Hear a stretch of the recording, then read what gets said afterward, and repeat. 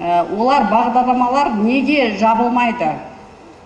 Өйткені көреді.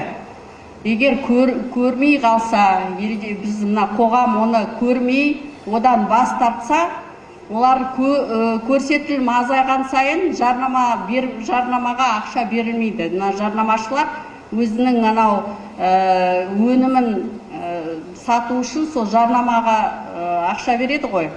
Сондықтан ондай бағдарламаларды біз егер көрмей бас тартсақ, сонда ғана жабылады. Ал бүгінгі күнде мен бірнеше рет министр ретінде жаңағы сол бағдарламаларды жабуға атсалыстым.